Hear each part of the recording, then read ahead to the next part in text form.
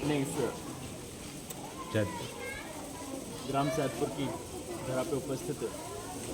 हमारे सभी मेरे पिता तुल्य बुजुर्गों,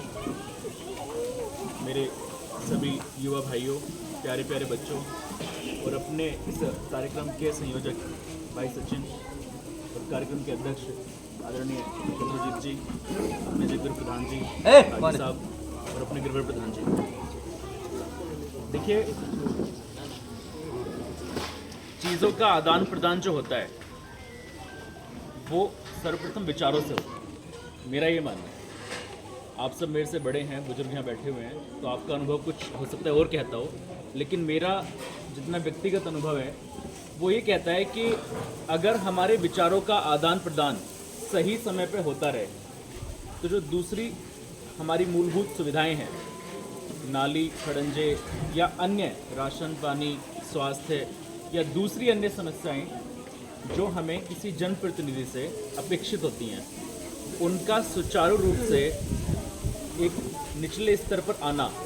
और ज़्यादा आसान हो जाता है। लेकिन विचारों के आदान प्रदान के लिए किसी ना किसी रूप में, किसी ना किसी समय पर और किसी ना किसी स्थान पर इस तरह की सभाओं का आयोजन होना अति आवश्यक है। क्योंकि जब तक सभाएं नहीं होंगी, एक दूसरे से मिलेंगे नहीं, तो एक दूसरे की ज़रूरत का पता नहीं चलेगा। तो मैं तो ये मानता हूँ कि सबसे पहले विचारों का आदान प्रदान होना ज़रूरी है। और जहाँ तक विचारों के आदान प्रदान की बात है,